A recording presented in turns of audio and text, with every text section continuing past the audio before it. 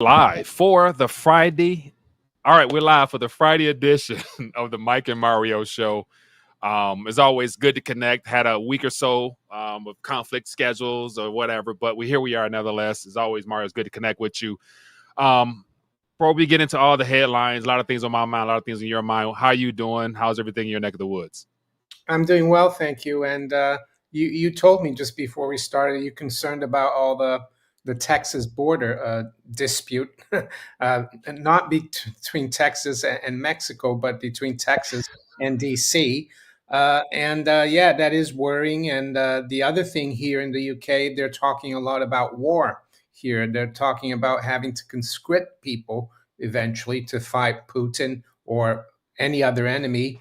But the other thing that I've seen is, and it maybe is irrelevant now with all the talk, all the this war talk, or maybe even a civil war in the U.S. I don't want to jump the gun, but Yeah. what I saw yesterday was a lot of people going on about the new Goldilocks economy, which I thought was comical. So maybe Mhm. we can look into that today a little bit. Yeah. Other than that, everything's fine. Yeah. Now, okay. So before we dive any further, I want to welcome everybody to the live stream as always. Appreciate you guys for taking time to join us this Friday afternoon, wherever you're located at. If you don't mind, show some support for the channels. Hit that thumbs up button. It definitely goes a long way to show that you value what we do here as far as trying to break down all these somewhat complex subject matters and bring it to you guys. And the most important thing is getting your participation. So when we go to the Q&A portion, we'll probably do the face-to-face where you can join us on screen or comment in the chat and let us know what you guys think. And that always is a way to have a good discussion from a variety of viewpoints. So, all right. So, man, so I was literally, Mario, before we went live, man, I got so much stuff going on in my mind and all the articles I sent you and vice versa, just because, everything seems to be coming together in a very non-productive way. And so let me just lay a little foundation for some of the things I'm going to talk about. Then we'll get into the economy and things of that nature. But as I mentioned before we went live, going back to a movie from Netflix, the Obamas came out with a movie called Leave the World Behind. Caught a lot of people attention here in our country, perhaps in Europe as well. And so a lot of talk about that in reference to some symbolisms of what could be, what the status, the whoever is trying to control this narrative would like to see happen within our country. And then shortly thereafter, another movie was introduced called Civil War. And so it is slated to be released in March of 2024. And the trailer, for those who haven't seen it, go take a minute, see it when you get a chance. But it talks about a division amongst our states.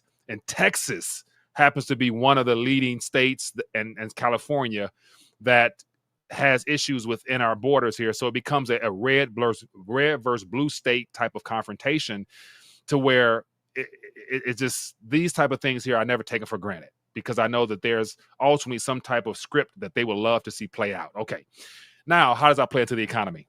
We all know where we stand with the BTFP, which is set to be ending in March. We Yeah, and they have announced now that they will end it yeah. because there's speculation whether they would extend it. So we got QT. I was looking at the Federal Reserve balance sheet. It looks like they have officially starting to trend up a little. It's starting to trend. It's flatline, meaning QT probably has ended according to the way they wanted to do it. And we're anticipating rate cuts at some moment, sometime in place. The banking sector is always not doing it. So you factor all that in. What better distraction, cover up, diversion tactic to all put all that together? What do you have? You have the collision course that will impact the world. So no matter where you're watching, it will somehow, some way trickle down to impact you on your home front. Okay, enough of that. So let's just get into the Goldilocks economy. So we'll just jump into this one here. Yeah. So Nobel laureate Paul Krugman says this isn't a Goldilocks economy. It's even better, thanks to strong growth and cooling inflation. Yeah.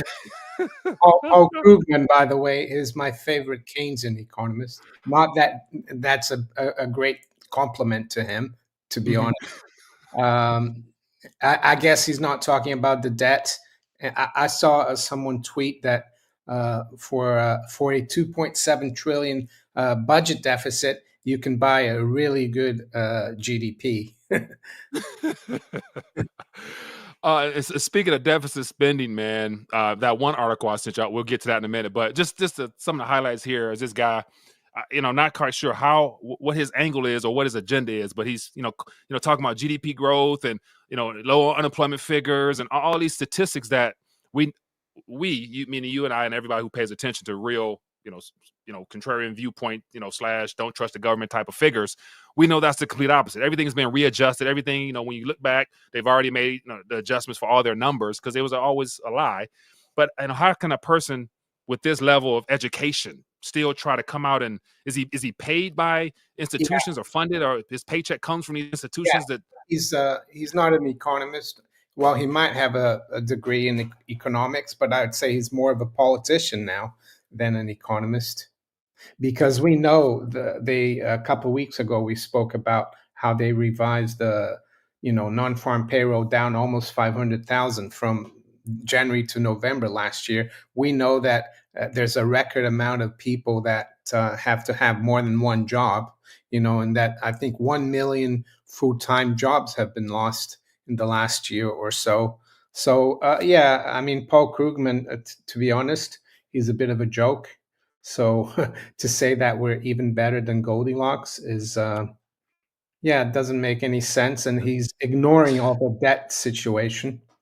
Yeah. And speaking of which, let's get into some of the some figures here. Let me um let me I got so many windows here.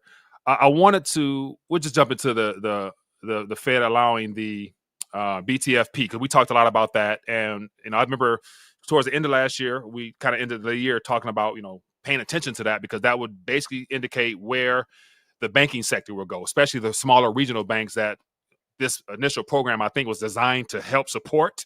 But I think we've gotten away from that point because a lot of the too big to fail banks probably took advantage of this as well. So I was ranting on this earlier, saying how by this coming to an end, by them signaling that this is coming to an end based upon the way it was set up, all the banks that are still hemorrhaging because of them being underwater, what happens to them? And I was saying that this could be another a great bank consolidation period where we see the closure of a lot of banks that are no longer able to sustain themselves, and then it will impact confidence in the banking sector heading into the spring. And so the beneficiaries will ultimately end up being the too big to fail banks because they are the ones that have been provided the most cushion with all the funds having been transferred up to them in their coffers. And then that goes to the whole reverse repo that we're seeing declining and the funds that go with that. It just so give me your thoughts on this. Where, will this be a significant as far as hurting the smaller banks and therefore causing more issues with confidence and things of that nature? Or what's your opinion on this? Yeah, I mean, since like the beginning of November, the BTFP has gone up almost, quite sharply, and Mm-hmm. there's speculation of, as to whether it's because they're using this as an arbitrage to borrow cheaply from the Fed and lend out for a little gain.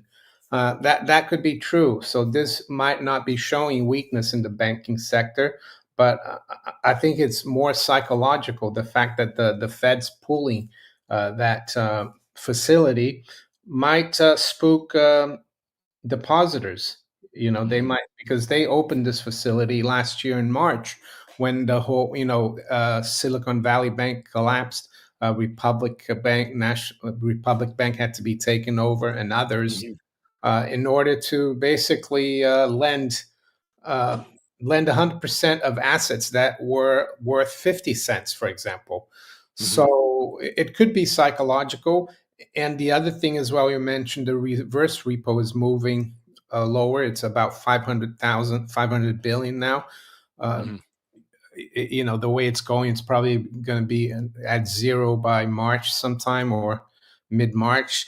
And then you have to wonder, the banks haven't really improved. Bond yields have started bouncing back up, like the Mm-hmm. 10-year. It did. The bond yields dropped from late October to the beginning of this year, and now it's going back up, which is going to hurt balance sheets of banks. So you have to kind of wonder if the Fed is probably going to announce that they're going to stop QT, which is unwinding their balance sheet. And if you show the viewers the 1 year, chart of their balance sheet, it looks like since January 4th, it has barely gone up. I think it's gone up by about 4 billion. Uh, yeah, if you move, my like. Oh, I'm sorry. Yeah, I'm sorry. I'm sorry. Let me get you. Let me get you out the way. Give me 1 second Move here. me move me out. There you go. So this is the first time in a while where it looks like it's flattening. So I Mhm. wouldn't be surprised in the next month or so before March 11th that they'll come out and say they might say we're gonna uh, taper QT, i.e., Mhm. instead of doing so much, we're gonna slow down. That could be what they're doing, and I think when that happens, people are going to be ready for the rate cuts, and I think this will put a rocket up. I hope should put a Mhm. rocket up, gold and silver. It's about time. Yeah, and speaking of which, there was another. There's an article that I sent you about the expectations for this coming. Let me find it. This up here. Go here. 1 second. Let me grab this. Um, and so this was basically talking about what's expected this upcoming um, next couple bond auctions here, and they're talking about like some unprecedented amount, like some figures that we haven't seen since like a year or two ago, and the amount of bond issuances that's going to be needed or put out there. And I'm thinking like, okay, we are, like, how does this play out? Like how, they're going to put them out there, but then again, like, who's going to be, rushing to go ahead and grab something that they know doesn't carry the same amount of weight that it used to, globally speaking. So between the possible QT of them just dialing back, the end of the BTFP, then we got the reverse repo situation cooling down, and me watching a lot of other commentators talk about this, and I'm curious to get your thoughts on this. I saw one person mention that the reverse repo situation, uh, the sudden drawdown over the last several months or whatever, it happens to be the banks themselves supporting the bond market by being the primary buyers of these things. And so that was a part of the program situation. So if that is the case, if we get to the point where the BTFP is no longer like, where if it's no longer much in there to support bond purchases, like then what? Like Yeah. then what does the world face if that is even the case? I'm not sure. Well, I think we're already seeing it. Markets always are a little bit ahead of the game. Hmm. Uh, the way that's going to be solved is through higher yields, and that's Hmm. why the 10-year yield is going back up, uh, and the 20 and the 30-year, because there's going to be a lot of supply and record supply, and we know that foreigners are buying less and less bonds, especially the BRICS and the global South, the Chinese. Well, the Russians are not involved anymore, but also the talk that they might even basically steal Russia's 300 billion in reserves. That's going to put a lot of people off from not just buying treasuries, but also from buying European government bonds. So yeah, the only way to attract domestic investors from the U.S. or other investors is to provide a higher coupon or a higher yield to attract them, and I think that's what we're seeing right now. And it's one of the reasons why, as well, the Fed has to think, unless they're really, a lot of these Fed people are academics. They never worked in the bond market like I have. I Hmm. mean, I used to watch these auction results very intently to see how the market would move. I think they'll have to stop the QT unless they want unless they want to see the 10-year yield going up to 6%, before the middle of the year.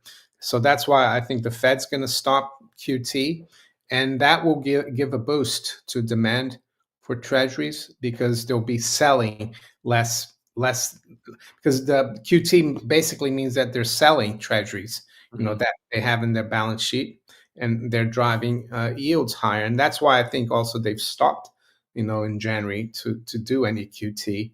They've Yeah. only done 4 billion since the beginning of the year. Now, with all that possible scenarios of what you just listed, what about the stock market? Yeah, I Right, mean, because of that should have a negative impact on the stock market as well. We saw beginning of 2022 when bond yields started going up. Bonds and stocks in 2022 had their worst year, in generations.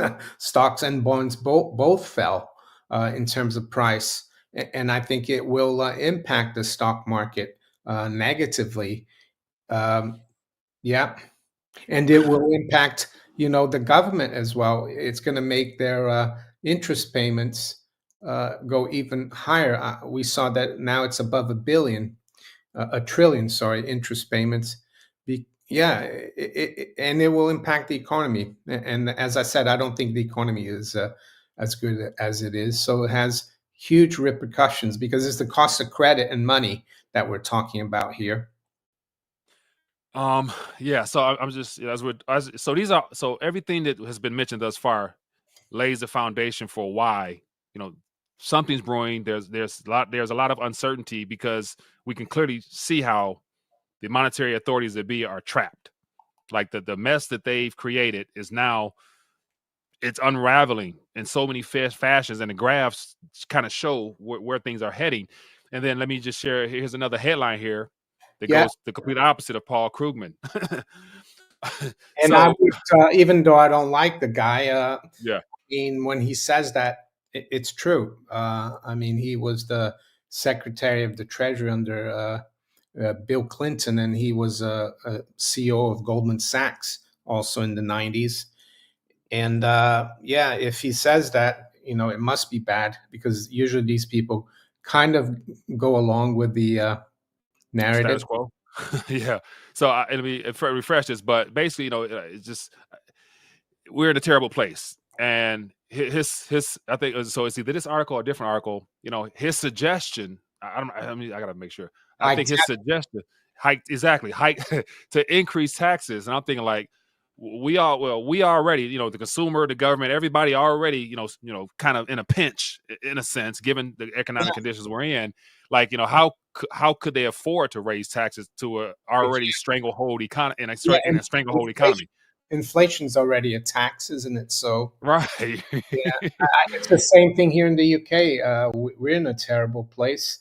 This morning, I spoke about the fact that even the mainstream think tanks are saying we haven't had this debt problem since the end of the war. Right. It's very difficult, and they can't really afford to raise taxes because you raise taxes, you really clobber the economy even more. You clobber the economy, you don't get tax receipts, and then the government has to borrow more. It's a vicious circle. So, like you said, all this talk about Texas, the border, war with Russia, it's worrying because they could trigger a crisis Hmm. that makes all of this debt problem that we have, because it's a debt problem, uh, Hmm. seem insignificant. That's the worry.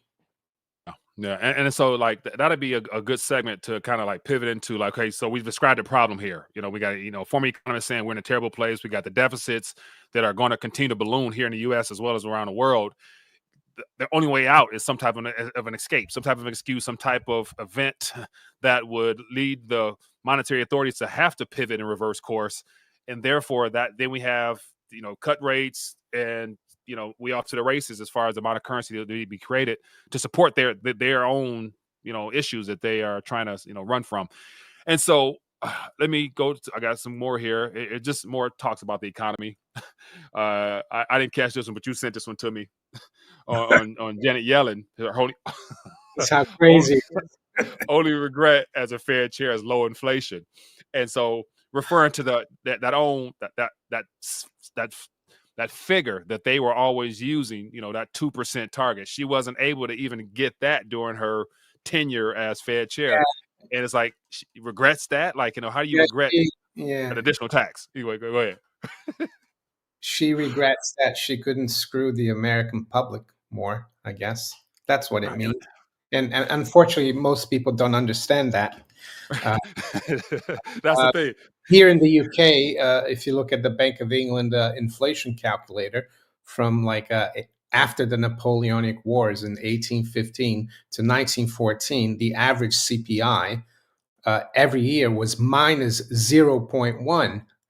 So, uh, there's no talk back then. Oh, we need 2% inflation. No, you need a sound currency, Janet Yellen. You don't need to tax people 2% every year on top of their other taxes. So it Right. just goes to show that she's intellectually really has nothing up here in terms of economics, I would say. That or there's a script behind the scenes that she's has to follow along with all her other Yeah, co-parts. I mean, Because inflation helps Wall Street because it means more debt, more trading, more revenues for them. And I think she got like $7 million after she left the Fed for making speeches at all these hedge funds and banks.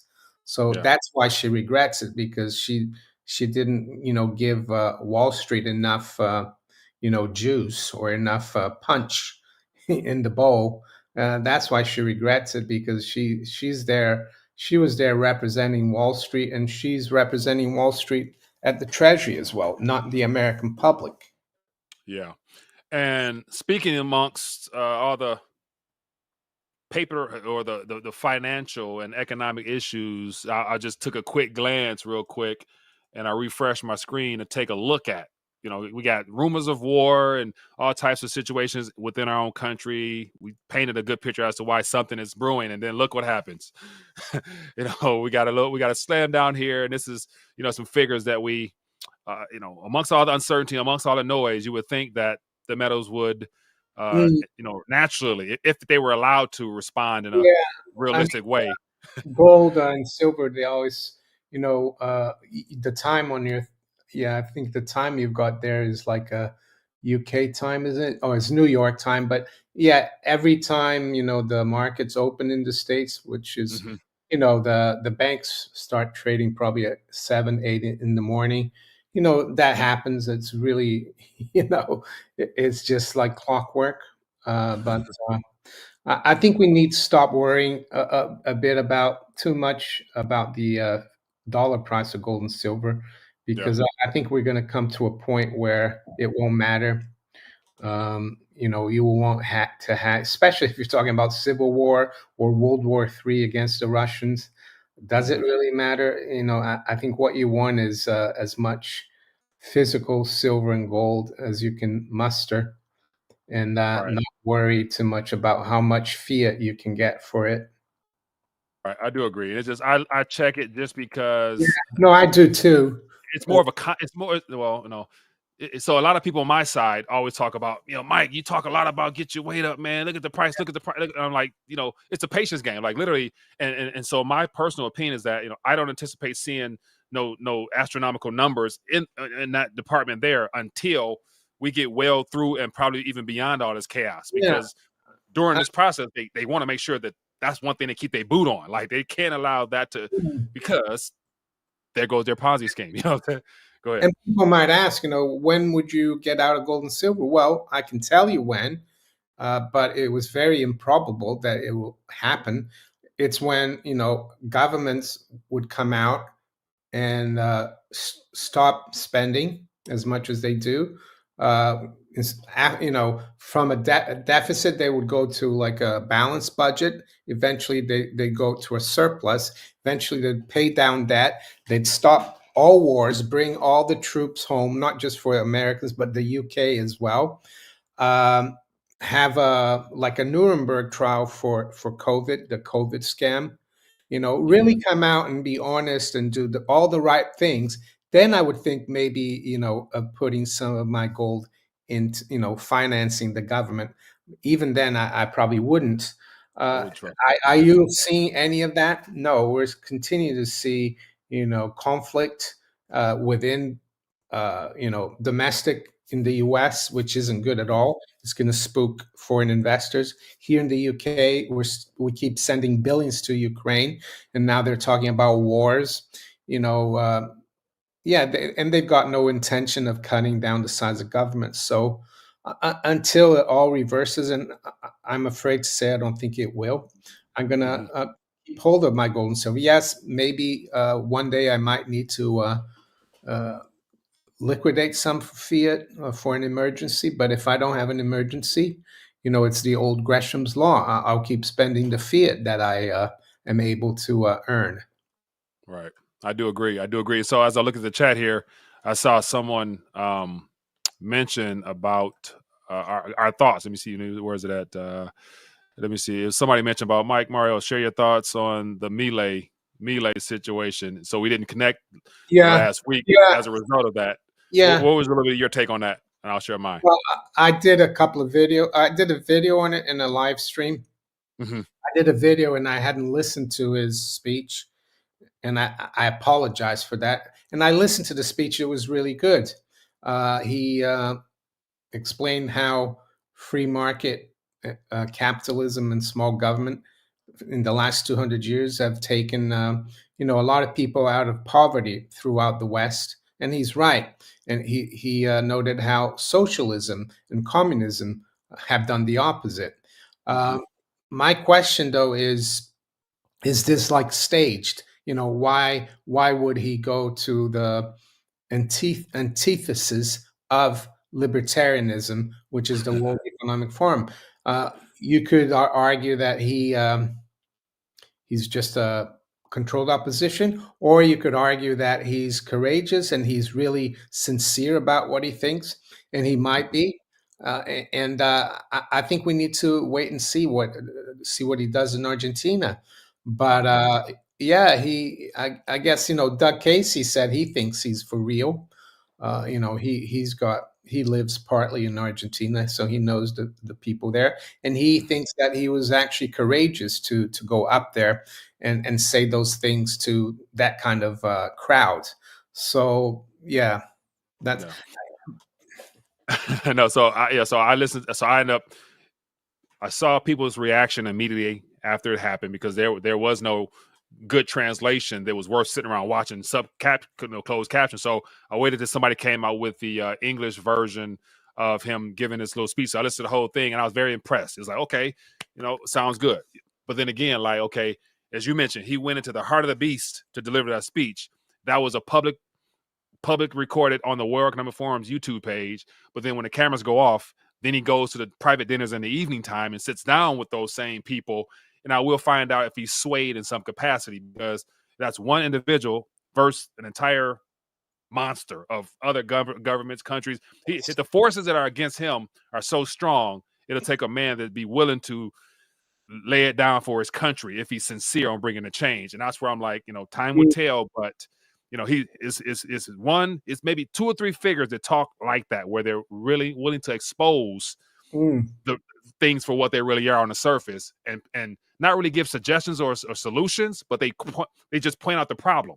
And Trump is another one of those figures that points out the problem, calls a couple names out, but then again, like, other than just some cliche models of "Make America Great Again," like, okay, what does that look like? So give it some time. Let's see what kind of fruit they can produce. But then again, like, I wouldn't hold my breath on one person. That was my whole take on it. But it sounds good, the work, and definitely gives people hope. And I guess that's enough to keep people hoping and praying that there'll be a knight on a white horse coming in any minute now. So yeah.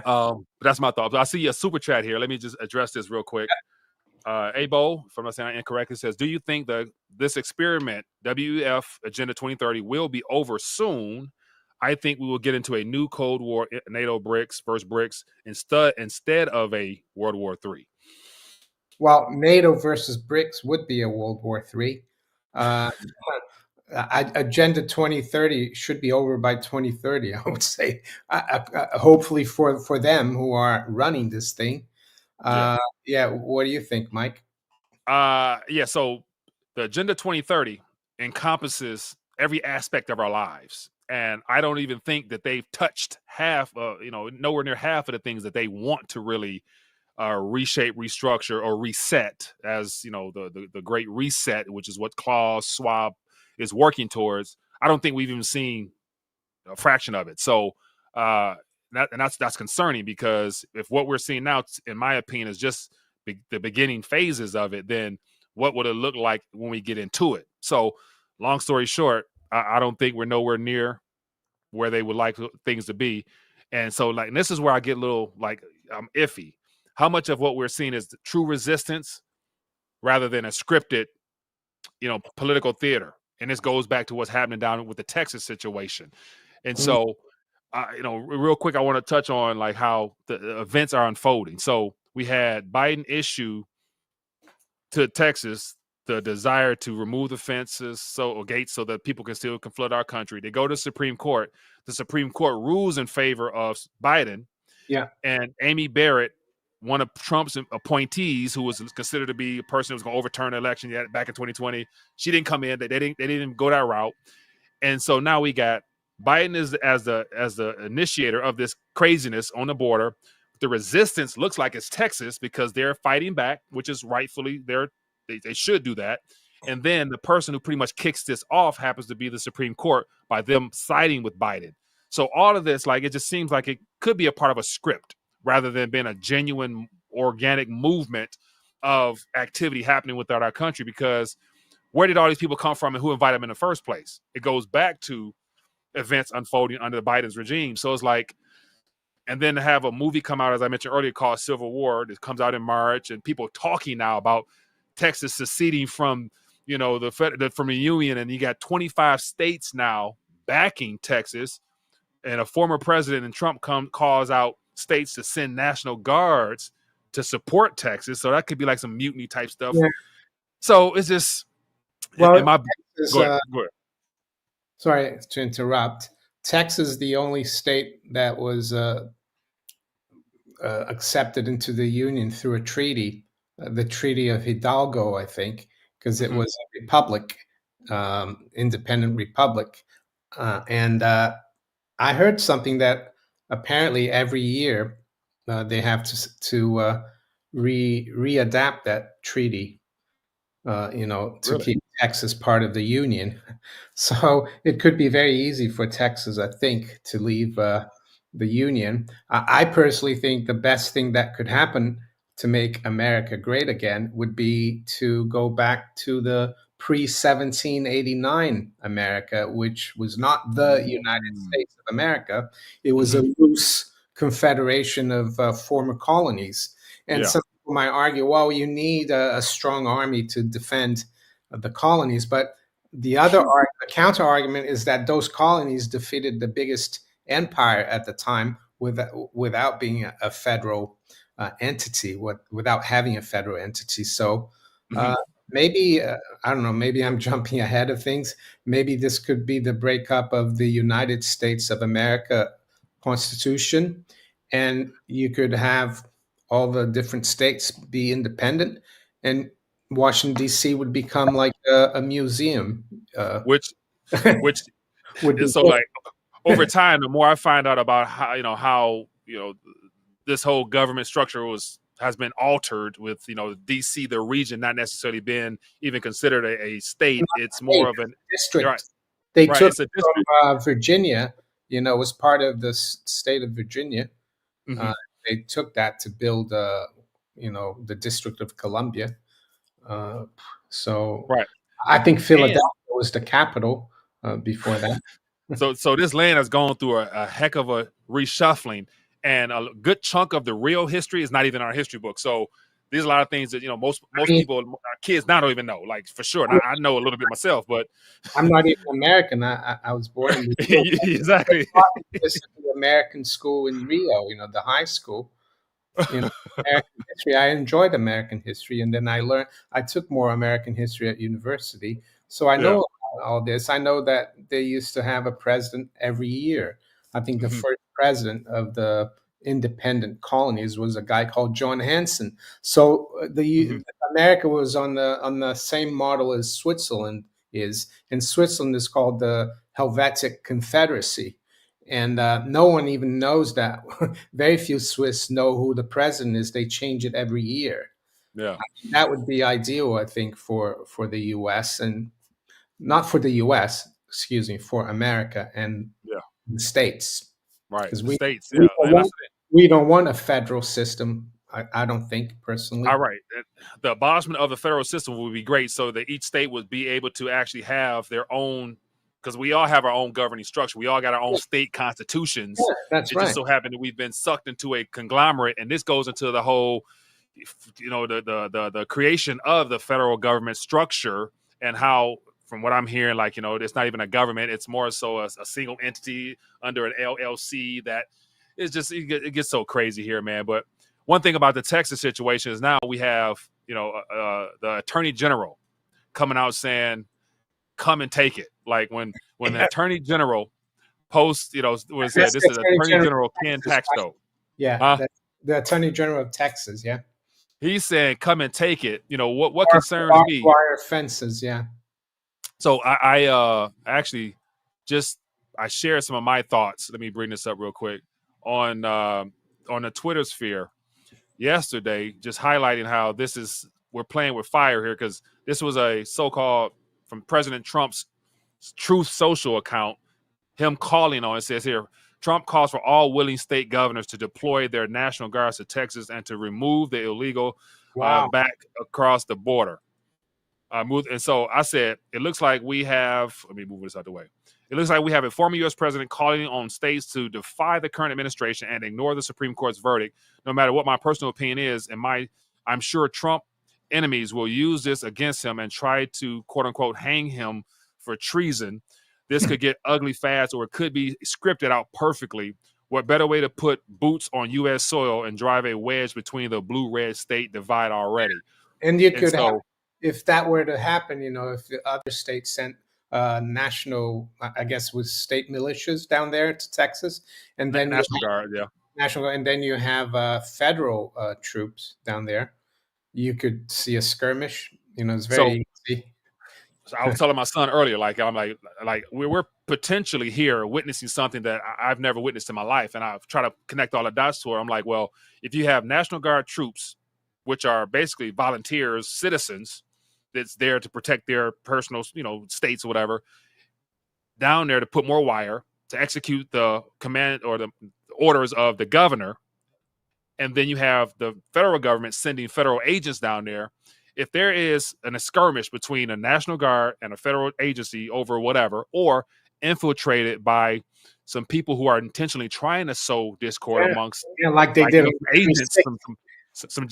some January 6th type stuff, and if one shot is fired, God forbid, or one U.S. citizen is killed amongst themselves, we've Mm, never witnessed anything like this in my life. And I said, this goes back to the Civil War aspect where you had states versus states. And this could really be that event that they want to see, unfortunately. So that's the part where I'm like, yeah, it I goes saw. beyond the economy. Go ahead. I saw he's former president and prime minister of Russia, Dmitry Medvedev. He tweeted Yeah. out that he's going to. He doesn't think it's nice, of course, a situation if there were to be like a conflict, a domestic conflict in the U.S. But he said he's going to get the popcorn. Uh, I might get some popcorn here also from the UK and watch it. No, God, hopefully it doesn't happen, but it might be something that I think in 1861, wasn't it Harper's Ferry that triggered the war? I don't even It I don't was even know. someone fired a shot there or something, and it could have been done on purpose to, the situation. You have to admit right now is very divided in the states, Correct. especially with Trump now having won Iowa, New And Hampshire, New Hampshire, right. and and it was weird that Democrats are voting for Nikki Haley in New Hampshire. The guy who founded LinkedIn, Reid Hoffman, gave $250,000 for the Nikki Haley PAC. I mean, it's crazy, how things are. And I think they're concerned that Trump is going to have a victory. So maybe this is like you said, orchestrated. Mm-hmm. It's dangerous, though.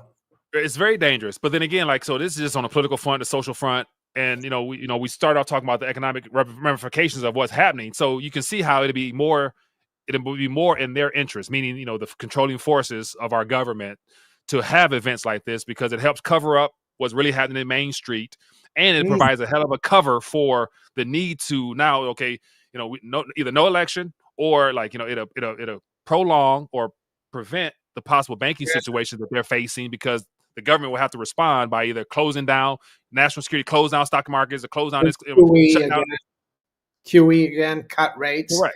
And then, correct. So the Hunter Biden scandal will, go go away. as well.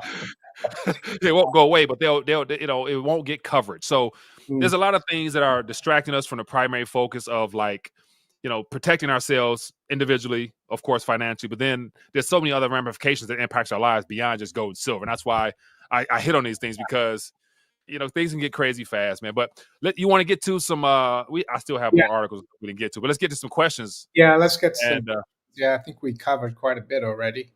all right. So for those who are tuning in, if you have not already, as it says here, hit the thumbs up button, show some support for the channels, whether it's on Manico64 or Rethinking the Dollar, either one. And I'm about to put in the chat. I just put it in the chat, so you both should see it. The opportunity to join us face to face and share a thought, an idea, suggestion, or whatever comes about your mind or whatever is on your mind. And we can address it directly or throw out some thoughts, ideas, suggestions in the chat, and we can get to it directly. And so Mario, highlight at Manico64 or at RTD TV so to stand out, and we can definitely try to address it. So yeah, man. Like, God forbid a shot is fired, boy. That it'll poof. There's a question here from Deadly Oh zero one yeah. zero one. It's on my chat. He's Is saying this the U.S. have elections and more to the yeah, they do. I mean, during the Civil War, there were elections. Abraham Lincoln was reelected in '64 and during the Civil War. But I I think just I don't think they will. If there is some kind of skirmish and conflict, domestic conflict, I would say they would. They wouldn't have elections. right, Pretty much like what's his name, Zelensky in the Ukraine. He didn't have elections. right. I think like a part of the issues that we could potentially face is designed to prevent because they declare a state of national emergency. Then that right there would be more than enough to where Congress will say like because of the issue we have on these states are going rogue or whatever, they'll turn into a much bigger issue than what. Michael Kennedy says that it's all scripted, and it says what a movie. But uh, yeah, it might very well be scripted, but it's real. They can the powers that be consider as pawns in the game, so to Yeah. speak. And it might be a movie, but it will be serious if something happens. And lives are impacted regardless. Like Oh yeah, this goes beyond just your pockets. Like if you have American troops or National Guard, people putting their lives forward to protect our state, and our own government is not willing to do that. So it's like, okay, I saw something here about Max. Max Carr says, "Can you explain how Basel III will affect markets?" well, Basel III has been implemented they've brought it in after Basel II, after the '08 crisis, and they're just dragging it on and on and on. The biggest impact would be on the too big to fail banks. They're trying to push it forward. But yeah, I guess it would impact markets if they get their way, the guys in Basel at the BIS, and they want they want the too big to fail banks to raise a lot more capital. So that would mean a lot less liquidity for the economy. So that's how I see it. But yeah, And also, I remember talking about, I think it was 3 years ago now, that I think it was at the beginning of January 2020 or whatever, the the recapitalization and the redenomination of gold as a tier one oh capital now, to yeah, where yeah, holding gold. yeah. What that was is that when banks calculate how their balance sheet are doing, the capital that they have, the banks, they can use their tier one capital. They can use gold as an asset to be part of tier one capital. So it's to do with the health, the capital adequacy of the banks. Gold doesn't really become a tier one asset. It becomes an asset that's can be used to measure tier one capital of the banks, and capital and Mm. asset is something different. Yeah, I mean But that. it's interesting how they brought gold back into the Oh topic, or yeah, they allowed the gold, word gold is, GOLD to be utilized when it comes to banks again. That yeah. was I one of the think it's things. only physical gold though that they allow, not ETFs. Yeah, Correct. because Right. gold is money, as JP Morgan said. Everything else is credit. So if you want Mhm. to pad up the bank's capital, you're going to have gold, of course. And I wonder, like, because of that, the reallocation of, and wording of that particular reclassification, rather, the race to gold, like how sovereigns, central banks, and Yeah, whoever else have been racing to gold. they have. A lot of that was triggered after the Yeah, Basel III yeah, restructuring of that. yeah, yeah, So yeah, so they actually knew what they were doing, like, and they were preparing for something ahead of time, and that's why the gold has been increasing in vaults around the world, just not here in the U.S. and yeah. not definitely not in Fort Knox. All right. So what was you guys? Some more thoughts, ideas, suggestions, questions, whatever. It says, how do you guys become acquainted and decided to do this show? We connected. I first reached out to Mario 2018, 17 for an interview. I came across Medical 64, interviewed you, and then we, came back on the show, Yeah, did a live stream together. Then we did the Five Guys. the wise. Um, the Wise Guys, yeah. That was fun. So yeah, it's been for 5-6 years now, give or take, so, or longer. Yeah, So yeah, good question. He's probably right. Central casting. What else we got here? Let me know if you see any thoughts. And yeah, also, like, since we got like a few people joining us, any brave souls that want to join us for a little face to face, come join us and share your thoughts. Or if you have an expertise in any of these subject matters we're talking about, and you yeah. can add something to it, please do that. That's how we all stay informed. Celtic Knot or Celtic Knot says, "Remember the Alamo?" Yeah, the Alamo is really interesting. It was when the Americans or the Anglos who were in Texas at the time. Texas was part of Mexico. They yeah they basically challenged the Mexican government, and there was the Battle of the Alamo. And an interesting character that was there was Davy Crockett. He died at the Alamo. But Davy Crockett, he was a very he was a congressman, I think, from Tennessee or Kentucky. I forgot which state, and he was very libertarian. He believed in the true Constitution. Hmm. Um, Interesting guy, and yeah, you see, who was a representative, U.S. House of Representatives in Tennessee. There's an interesting story about him and a farmer. He went to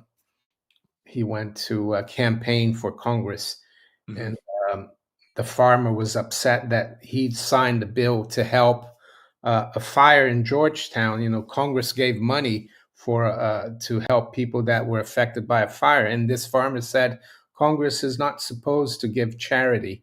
It's not supposed to be a charitable place. And that really, he said, I didn't vote. I didn't vote for you last time because you signed that bill. Hmm. So can you imagine what that farmer would think now of 2.7 trillion deficits? Yeah. It rolled it over in his grave. Here's a question from Bradley. It says, Mike and Mario, if things reverse in the U.S., which government agencies should be kept, in your opinions? None, none. Yeah, just You're the talking idea that first. the like, yeah, so like in all these agencies and all these branches that were created, the agents, the three-letter agencies and beyond, were all, as the government expanded, and it was more taxation somehow, some way, on the people. So if we had a limited minimum government to where the states themselves were responsible for handling their affairs, then, like, there would be no need for agencies, Yeah, I especially think, the as I said, IRS. earlier, the federal government is really, you don't need one. The America, the former colonies, they ran as states up until 1789, Hmm. um, and it was fine. I think Yeah. the whole problem is the federal government because it's there centralized and it sucks everything from to the center. Right. Uh, It's like a and cancer. It's just Especially after the Federal Reserve was created.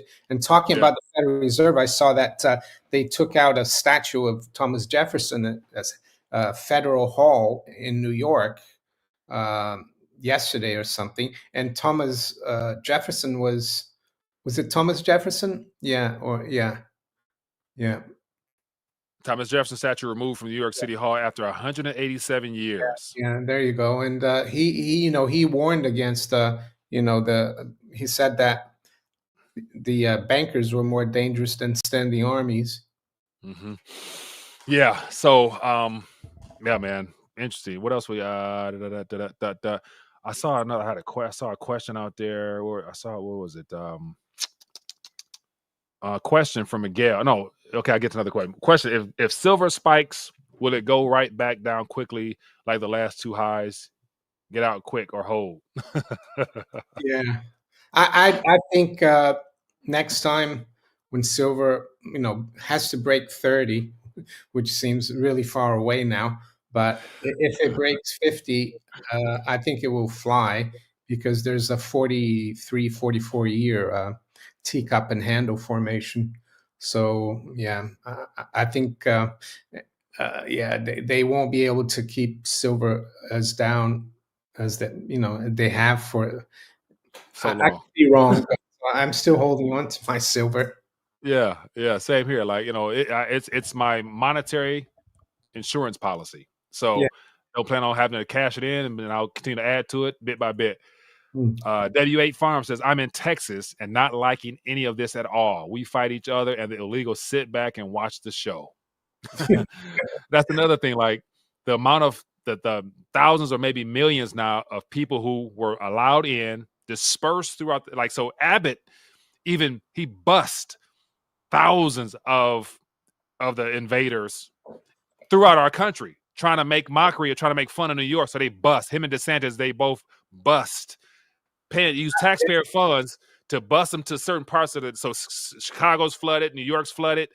So they are a part of this. Like, why did you bust them back home? Why didn't you bust them through Mexico and down somewhere or wherever else? Why are you sending them more? They So they that goes wanted to they wanted them in, didn't they? right. So now Abbott's like, enough's enough. We're gonna put up barbed wire. But what about over the last 6-7 months? You happen to send them on bus and planes all across the country. Like, come on, man. These guys, they playing us. This is man, this bothers me. Anyway, it says questions.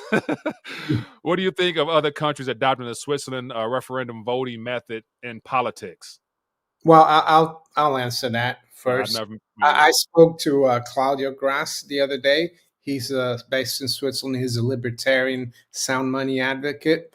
And I said, why don't you guys get enough signatures for a referendum on kicking out the World Economic Forum from Switzerland? He said it could be done, but he said these referenda in Switzerland, uh, they don't really get you anywhere. So he doesn't even think it's the good thing about the Swiss system is that it has a very weak central government or federal government. It doesn't have because it's a confederacy. The cantons, which are the states, and the counties, which are called communes, they have a lot of power. I think that's why Switzerland uh, has done well as a country.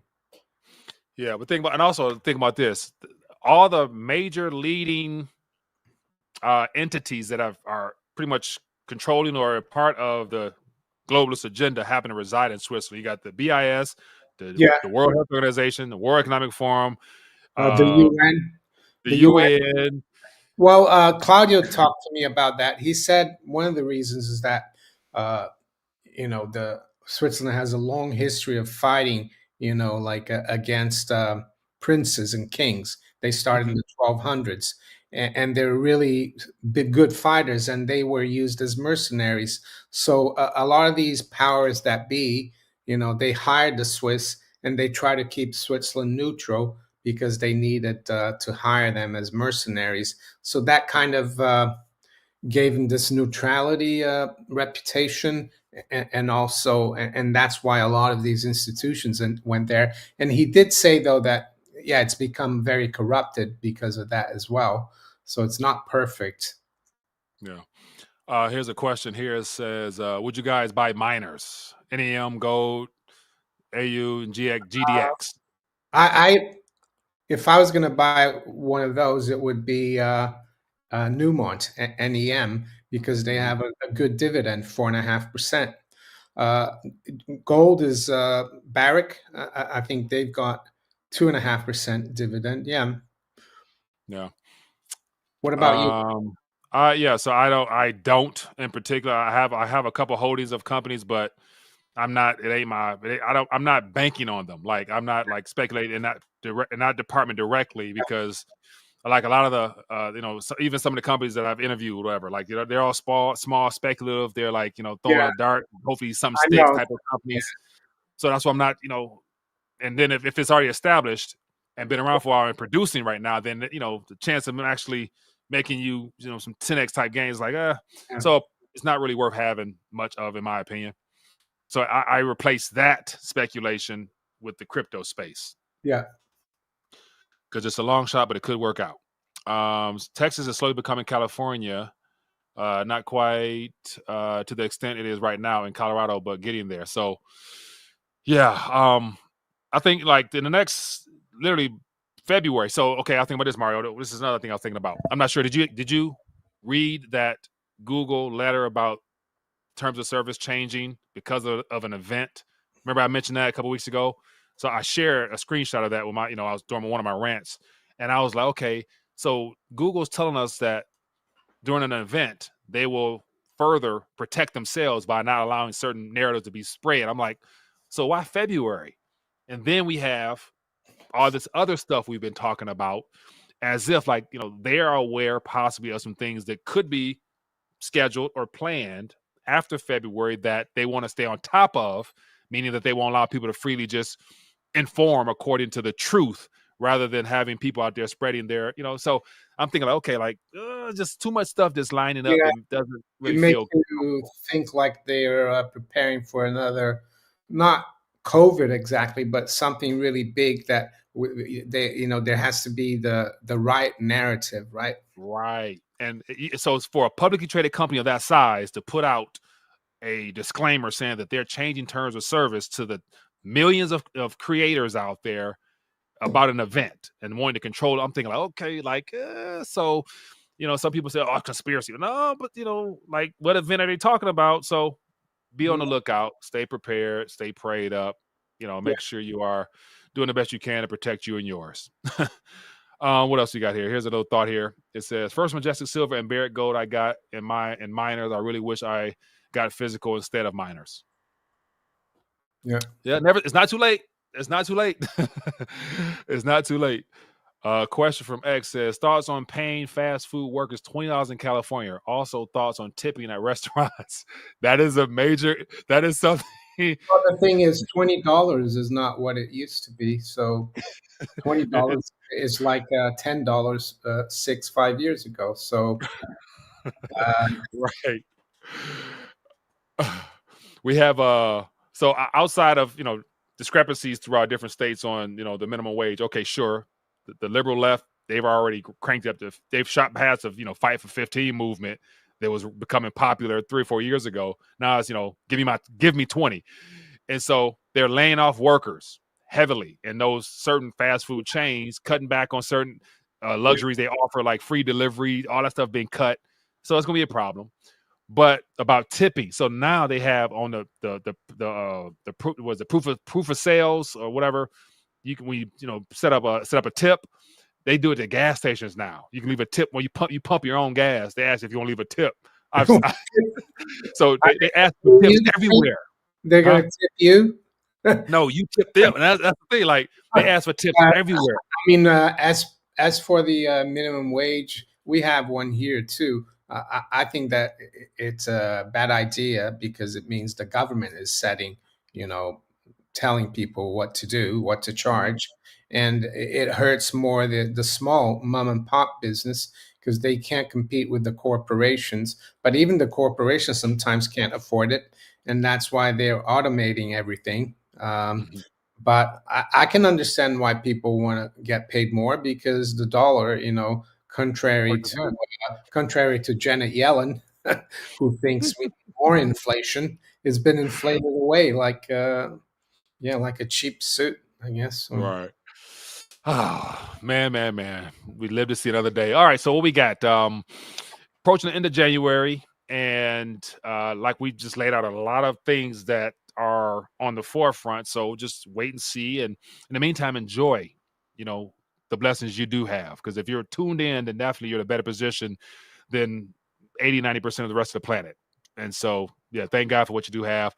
Let's get ready to dial back, Mario. Anything in particular that you're keeping an eye on coming up, or anything that's worth keeping an eye on heading into Yeah, February?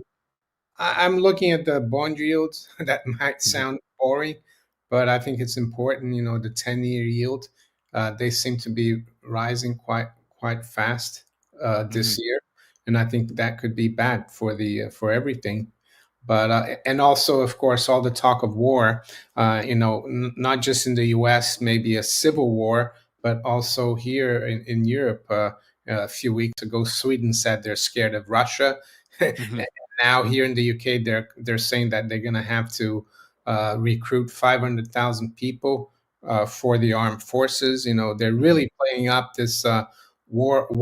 They're beating the war drum. I think that's the other thing we need to keep in the back of our minds. Yeah, and also speaking of which, I've shared. Let me see. There's somebody asked me the other day about would you want to receive a passport for another country if they recruited you? They were open up free citizenship if you join their army or whatnot. I'm like no, but No, then I see that Germany. Let me see Germany. Watch this.